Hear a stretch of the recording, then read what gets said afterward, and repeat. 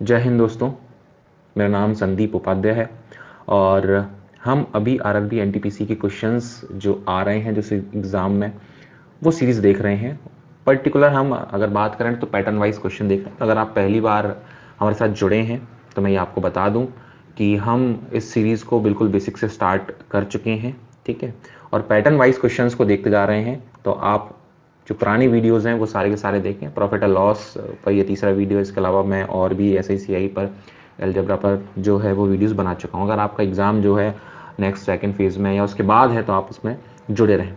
आज भी हम जो है वो हम क्वेश्चन लेकर आए हैं पैटर्न 3 पर। पर्टिकुलर एक ही पैटर्न है और अगर आप ये सोच रहे हैं कि सिर्फ ये आरआरबी के लिए, तो बिल्कुल नहीं है, ये SSC के एग्ज़ाम के लिए भी इम्पोर्टेंट है, ठीक है। तो आप बने रहें वीडियो में और अगर अच्छा लगे तो वीडियो को लाइक करें, कमेंट करें और सब्सक्राइब करना ना भूलिए। चलिए देखते हैं। क्वेश्चन बोला गया है आपको, दो गायों की लागत मूल्य का योग कितना है? 13,000 रुपये है। दोनों गायों को उनके विक्रय मूल्य क्रमशः 20% और 40% के लाभ पर बेचा जाता है, ठीक है। दोनों गायों की लागत मूल्य में क्या अंतर है? सिंपली अगर बोलें तो जो है 20% और 40% प्रॉफिट बेचा गया है। दोनों के लिए जो जेब से पैसे लगे हैं वो 13,000 रुपये लगे हैं, ठीक है। तो यहाँ आपको बताना है डिफरेंस कॉस्ट प्राइस का कितना होगा दोनों काउस के लिए, ठीक है, दोनों गायों के लिए। तो फर्स्ट वाला केस जो है उसमें बोला गया कि 20% का फायदा है और दूसरे वाले में बोला गया है 40% का फायदा है, ठीक है।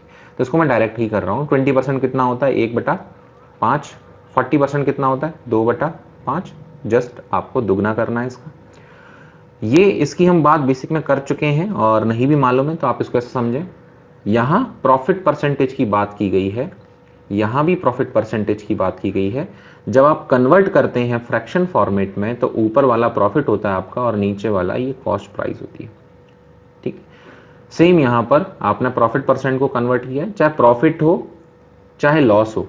अगर प्रॉफिट है तो यहाँ प्रॉफिट मिलेगा, अगर यहाँ लॉस है तो यहाँ आप लॉस रख देंगे।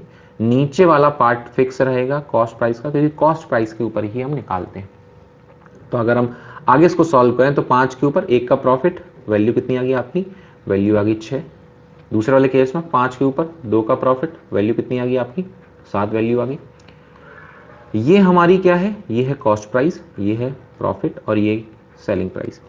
अब क्वेश्चन क्या बोल रहा है? क्वेश्चन ये बोल रहा है हमसे कि selling price being the same, selling price जो है वो सेम होनी चाहिए, ठीक है। और 40% का लाभ पर बेचा है, इसमें हिंदी में थोड़ा सा आप जो है वो देख लेंगे, ठीक है। दोनों को उनके विक्रय मूल्य समान है और क्रमशः, ठीक है। तो यहाँ ऐड कर लेना आप, विक्रय मूल्य दोनों के समान है और क्रमशः 20% और 40% के लाभ पर बेचा गया है, ठीक है। इक्वल वाला पार्ट नहीं दिया गया है इसमें, आप इंग्लिश में चेक कर लेंगे, ठीक। तो यहाँ 5 से 6 और यहाँ 5 से 7, यहाँ वैल्यू 7 है और यहाँ वैल्यू आपकी 6 है। सेलिंग प्राइस तो सेम होनी चाहिए, तो आप क्या करेंगे? 7 का यहाँ मल्टीप्लाई कर दो और 6 का यहाँ कर दो। वैल्यू आ गई 42 प्लस का 7, 7 पंजे 35, फिर यहाँ 42, 6 दूनी 12 और 6 पंजे 30। और इसमें काम हम कम ऐसा कर सकते हैं कि जो हमारे लिए रिलेटेबल वैल्यूज़ हैं वो फाइंड आउट करें, बाकी बीच की वैल्यूज़ फाइंड आउट नहीं करें। अच्छा, अब यहाँ अगर देखें तो ये जो कॉस्ट प्राइस है वो टोटल वाइज कितना है उनका, तो टोटल अगर हम बात करें तो 65 हो गया। क्यों रख रहे हैं? क्योंकि वो दोनों गाय की टोटल प्राइस हमें दे रहा है 13,000। तो ये किसके बराबर है? 13,000 के बराबर। एक यूनिट की वैल्यू 65 का आपको दुगना दिख रहा है, दैट मीन्स वैल्यू कितनी आ जाएगी? 200। एक यूनिट की वैल्यू 200 आ गई। आपसे पूछा क्या है? आपसे पूछा गया कॉस्ट प्राइस का जो है डिफरेंस बताओ। तो कितना डिफरेंस है इन दोनों में? 5 यूनिट का दिख रहा है। तो एक यूनिट की वैल्यू है 200, तो वैल्यू कितनी आ जाएगी आपकी? 1,000, ठीक। तो जब भी आप ऐसे क्वेश्चंस को सॉल्व कर रहे हैं तो आप इस बात का ध्यान रखें कि आप इसमें जो है फ्रैक्शन वाले पार्ट को अगर बना रहे हैं तो एक बार चेक कर लें। यहाँ भी हमने जो क्वेश्चन रखे हैं वो selling price being the same, मैंने बोला ना आपसे कि हम एक ही पैटर्न को रख रहे हैं, तो एक ही पैटर्न हमने रखा है। सेलिंग प्राइस जो है वो कैसी है? यहाँ पर सेम है, ठीक है। तो अगर आपको इस टाइप से फ्रैक्शन ऐसे परसेंटेज मिल रहे हैं जिनको फ्रैक्शन में कन्वर्ट कर पाओ तो आप ऐसे ही उसको सॉल्व करें, फटाफट कर लोगे, ठीक। दूसरा वाला पार्ट चेक करते हैं, इसमें आंसर क्या होगा। बोला गया है Manu sold 2 chairs for 500 rupees each. Manu ने 2 कुर्सियां जो हैं वो 500 रुपये में बेची हैं। तो मनु ने दोनों को मनु ने 2 कुर्सियां 500 रुपए में बेची, तो ऐसा लिख लेना यहाँ पर हिंदी में भी, मनु ने दोनों कुर्सियां प्रत्येक 500 रुपए में बेची। ठीक है, यहाँ ऐड कर लेना, प्रत्येक 500 रुपए में बेची, दोनों कुर्सियां प्रत्येक 500 रुपए में बेची, क्योंकि यहां से जो सेंस बनता है, मनु ने दोनों कुर्सियां 500 रुपए में बेची, मतलब समराइज दोनों का सम जो है वो यहां आपको दिया गया है। ठीक है, तो ऐसा नहीं है, ईच की कंडीशन दी गई है। On one he gains 20%, on another he losses 30%, other वाले पर 30% का लॉस हो रहा है। How much does he losses और गेन इन दिस ट्रांजेक्शन, आपको ये बताना है कितना फायदा या घाटा होगा इस ट्रांजेक्शन में। तो पहले पर फायदा है कितना, 20% का, कितना होगा ये 1/5, तो हम बात कर चुके हैं इस पर, ये प्रॉफिट होगी, ये कॉस्ट प्राइस की वैल्यू मीन्स 5 के ऊपर 1 का फायदा। ठीक, वैल्यू कितनी आ गई 6। दूसरे पर जो है वो लॉस है, कितना लॉस है, 30% का लॉस है, कितना होता है ये 3/10। ठीक है, आप क्या कर सकते हैं, परसेंट को अगर हटाओगे अपॉन 100 करोगे तब भी आपको ये फ्रैक्शन की वैल्यूज आपको मिल जाएंगी, आप यहां से भी निकाल सकते हैं। ठीक, 3/10 आ गई वैल्यू, लॉस है 10 में से 3 की वैल्यू, वैल्यू कितनी देगी आपकी 7। ठीक है, तो ये जो है वो क्या है, कॉस्ट प्राइस, ये प्रॉफिट एंड लॉस, प्लस है तो प्रॉफिट और माइनस है तो लॉस, और ये है सेलिंग प्राइस। अब वो कह नहीं रहा है कि दोनों की सेलिंग प्राइस सेम है, ये आपको समझना है। वो ये बोल रहा है क्वेश्चन में कि 500 रुपए, प्रत्येक को 500 रुपए में बेचा है, इसका मतलब दोनों की जो सेलिंग प्राइस है वो सेम ही है ना। हमसे वो आंसर पूछा परसेंटेज में, तो इस 500 का कोई यूज नहीं था कैलकुलेशन के टर्म्स में। क्यों नहीं है समझो, आप यहां सेलिंग प्राइस सेम कर लो, पहले सेलिंग प्राइस सेम करोगे, यहाँ वैल्यू 7, यहाँ वैल्यू 6, तो ये मल्टीप्लाई करोगे 42 प्लस का 7, 7 पंजे 35, और ये 42 18 माइनस का, और ये वैल्यू 60। अब वो ओवरऑल पूछा गया है आपसे कि इस ट्रांजेक्शन में कितना फायदा कितना घाटा हुआ है। तो देखो 7 का तो फायदा हुआ है, 7 का अपने को फायदा हुआ है, और 18 का लॉस हुआ है, तो फाइनली जो है वो लॉस ही हुआ है। ठीक है, फाइनली क्या हुआ है, लॉस हुआ है। क्यों, -18 + 7 मतलब -11, दैट मीन्स 11 का लॉस है। और चूंकि परसेंटेज में पूछा है तो हमें ये वैल्यूज वगैरह 42 500 के बराबर ऐसा कुछ रिलेट करने की जरूरत नहीं है, हम डायरेक्ट ही निकाल सकते हैं यहां से। चूंकि ट्रांजेक्शन की बात की गई है तो आप क्या करेंगे, टोटल कॉस्ट प्राइस निकालेंगे, और टोटल कॉस्ट प्राइस 35 ये है, 60 ये है, वैल्यू कितनी आएगी 95। ठीक है, तो 95 हम रख लें। लॉस परसेंट हमें निकालना है, तो 11 का लॉस 95 के ऊपर इंटू 100। तो यहाँ से हमें सॉल्व करने की ज़रूरत नहीं है, अगर यहाँ 100 होता तो 11% वैल्यू आती। चूंकि ये 95 वैल्यू कम है, इसका मतलब इसका मान 11 से थोड़ा ज़्यादा आएगा, तो 11.58 ये एक वैल्यू आपकी दी गई है, तो आपका ये आंसर होगा। ठीक है, आई होप क्लियर होगा। इसमें ये जो है वो आप डायरेक्ट ही करते हैं। ठीक है, डायरेक्ट से मेरा मतलब है ज़्यादा इसमें इतना लिखना नहीं होता, सजाना नहीं होता। आपको मालूम है 20% का तो 5 से 6 लिख दिया आपने, फिर 30% का तो यहाँ 10 से 7 लिख दिया, यहाँ वैल्यू आएगी 1, यहाँ वैल्यू आएगी 3, ये बराबर कर ही लोगे, इनसे अभी काम है ही नहीं। तो यहाँ वैल्यू 7 का मल्टीप्लाई इधर कर दो, 6 का इधर कर दो, और दोनों तरफ करना, 7 पंजे 35 और ये वैल्यू आ जाएगी 60। ठीक है, इस टाइप से आप रिलेट करके आप उसको सॉल्व कर सकते हैं। ठीक है, नेक्स्ट बढ़ते हैं क्वेश्चन की तरफ। और मैं ये चाहूंगा, मैं फिर से रिपीट करूंगा और बार बार वही रिपीट करता हूं कि भाई लोगों मेरे, ये जो क्वेश्चन मैं तुम्हें दे रहा हूं इनको पहले खुद सॉल्व किया करो, उसके बाद आप ट्राई करो। यहां बोला गया है sum of CPs of two table is 62500।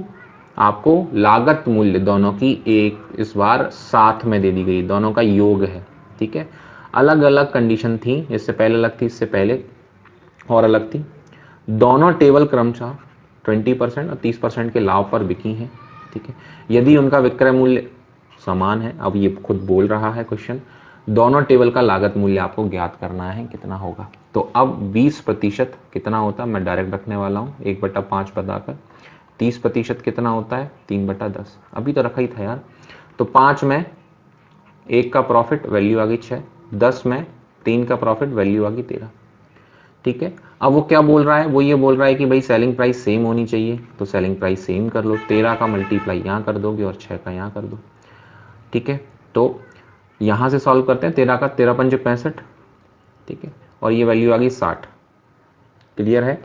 अब वो हमसे पूछ कह रहा है दोनों की, आपसे पूछ रहा है डिफरेंस, ठीक है, find out difference between the cost price of both table, difference बताना है आपको और दोनों टेबल का लागत मूल्य ज्ञात कीजिए। यहाँ फिर से हिंदी में जो है वो गड़बड़ है और है, देखो ठीक है। तो टेबल के लागत मूल्य का, टेबल के लागत मूल्य का अंतर ज्ञात करिए, ठीक है। अब ये क्या है ना यार, इंग्लिश को हिंदी में सॉफ्टवेयर में डालते हैं, कन्वर्ट करते हैं, तो वहाँ थोड़ी सी दिक्कत होती है, ठीक है, और नहीं पढ़ पाते हैं उसको कभी कभी जल्दबाजी में, ठीक। तो आई होप कि ये आप समझ पा रहे होंगे यार, समझ ही सकते हो यार। तो 125 ये जो है 62500 के बराबर आप रख दोगे, क्यों, क्योंकि टोटल दिया गया ना, तो हम टोटल यहाँ से निकालेंगे। एक बात और मैं क्लैरिफाई करना चाहूँगा कि आपने जो रेशियो बना लिए एंड आपने सोचा कि 5 + 10 जो है वो हम रख दें 62500 के बराबर, दैट मीन्स 15 जो है 62500 के बराबर रख दें, तो ये पाप होगा, पाप, समझते हो। पाप क्यों होगा, मतलब ये जो है ब्लंडर है, क्यों, क्योंकि अभी इन दोनों में कोई रिलेशन था ही नहीं जब तक आपने इनको सेम नहीं किया, ठीक है। पहले आपको सेम करना पड़ेगा, तभी आप जो है आगे इसमें बढ़ पाएंगे, तो ऐसा नहीं करना है, ठीक है। पापी इंसान नहीं बनना भाई अपने को। चलो आगे बढ़ते हैं। तो 125 में 5 का मल्टीप्लाई करने पर 625 मिल जाता है, ये जग जाहिर है। तो एक यूनिट की वैल्यू 500 आ जाएगी, ठीक है। अब वो हमसे पूछ रहा है कि भाई ये बताओ डिफरेंस क्या होगा, तो डिफरेंस हम बता देंगे। कितना डिफरेंस है, तो 65 और वैल्यू 60, ठीक है। और find out different between CPU of both tables, और यहाँ भी डिफरेंस होगा भाई, ये जल्दी जल्दी में टाइप किया ना, तो ठीक है।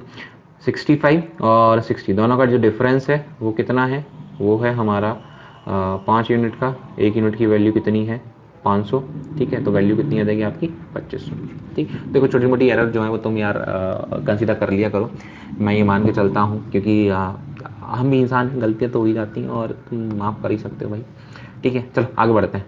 हाँ, इसमें बोला गया in 2 articles the SP of each is 960, first one is sold at 20% profit and second one at 20% loss, then find the profit और लॉस परसेंट। चलो समझते हैं इसका आंसर। भाई तुम खुद ही निकाल लेना, पहले मैं ये बोलूंगा ये तो डायरेक्ट हम निकालते हैं, ठीक है। पहले सॉल्व करना। 20% है दोनों वाले केस में, एक है प्रॉफिट परसेंट, एक है लॉस परसेंट। 5 के ऊपर 1 का फायदा वैल्यू 6, 5 के ऊपर 1 का लॉस वैल्यू 4, ठीक है। अब वो ये बोल रहा है कि सेलिंग प्राइस ईच की, हर एक की जो है, इस बार सही लिखा है प्रत्येक का, है ना तो कितनी है, 960 है।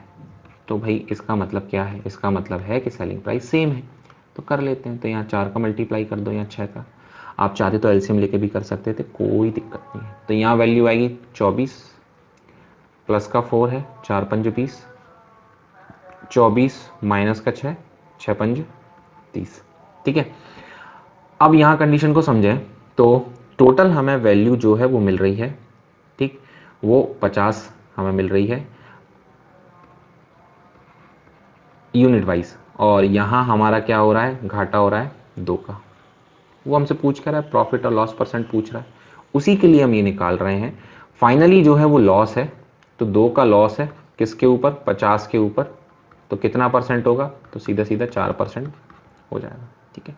ये एक तरीका है इसको सॉल्व करने का। दूसरा तरीका आप उसको डायरेक्ट ही याद रखेंगे कि जब आपकी सेलिंग प्राइस दोनों की सेम है, ठीक है, पहले वाले पर आपको जो है प्रॉफिट मिल रहा है X% का, और दूसरे वाले पर आपको जो है, मतलब सेलिंग प्राइस के ऊपर नहीं है, दैट मीन्स उस आर्टिकल के ऊपर है, ठीक है, दूसरे पर लॉस मिल रहा है X% का ही, तो आप फाइनली लॉस ही उसमें पाएंगे। कितना होगा, तो वो माइनस का x²/100 जो है वो आपका यहां पर लॉस होगा परसेंट वाइज। ये आप याद रखें, कब, जब सेलिंग प्राइस दोनों की सेम है, एक को X% प्रॉफिट पर बेचा है, एक को X% लॉस पर बेचा है, ठीक है। लॉस परसेंट और प्रॉफिट परसेंट दोनों की क्या है, सेम है। तो यहां आप वैल्यू को अगर रखते हैं तो 20 प्रॉफिट है और 20 ही लॉस है हमारा, तो क्या करोगे, लॉस ही आप पाओगे, ठीक है। 20 के स्क्वायर की वैल्यू रखोगे अपॉन 100। माइनस का साइन क्या बताता है, माइनस का साइन बताता है कि वैल्यू जो है वो आपकी माइनस में या फिर लॉस वाले केस में रखी है, मीन्स घाटा हो रहा है। ठीक है, तो 400 में 100 का डिवाइड करोगे 4% का लॉस आ जाएगा, सीधी सीधी वैल्यू। ठीक है, और हम यहाँ लॉस बोल ही रहे हैं तो एक माइनस रखने की ज़रूरत नहीं है। ठीक है, सिर्फ समझाने के लिए मैंने बताया है। अच्छा, ये आता कहाँ से है? तो ये सक्सेसिव वाला केस x% माइनस का x% दोनों का मल्टीप्लाई कर दोगे, माइनस का x² अपॉन 100%। ठीक है, उसको अप्लाई करते हैं, लेकिन ये सेम वाले केस में अप्लाई करते हैं जब ये दोनों वैल्यू सेम हो। ठीक है, तो उसमें जाना नहीं है, तुम उसको डायरेक्ट ही याद रखो। ठीक, नेक्स्ट क्वेश्चन की तरफ बढ़ते हैं। ये है हमारा नेक्स्ट क्वेश्चन, बताएं इसका जो आंसर है वो क्या आएगा। अब ये आंखों देखिए आना चाहिए सीधा सीधा। देखो 375 हर एक की सेलिंग प्राइस है, मतलब सेलिंग प्राइस सेम हो गई। पहले पर 25% का गेन है, दूसरे पर 25% का लॉस है, और आपसे जो है परसेंटेज में पूछा गया है सीधा सीधा। तो इसमें हम बोलेंगे कि भाई फाइनली जो है हमारा लॉस होगा। ठीक है, फाइनल कंडीशन में 25 का स्क्वायर करोगे, अपॉन में 100 रखोगे, तो वैल्यू आ जाएगी 6.25%। ठीक, तो 6.25% का लॉस है, इसका मतलब ये हमारा लॉस वाला पार्ट डी का हो गया।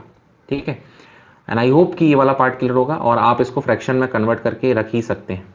ठीक है, चलिए फिलहाल अभी के लिए इतना काफ़ी। एक क्वेश्चन मैं आपको होमवर्क में दे रहा हूँ, ठीक है, और आप इस पर ध्यान रखेंगे। यस, आप इस क्वेश्चन पर ध्यान रखेंगे। ठीक है, और ध्यान से सॉल्व करना है।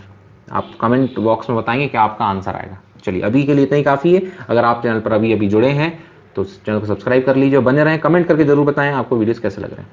Thank you so much. अभी हम नए वीडियोस का फिर मिलेंगे।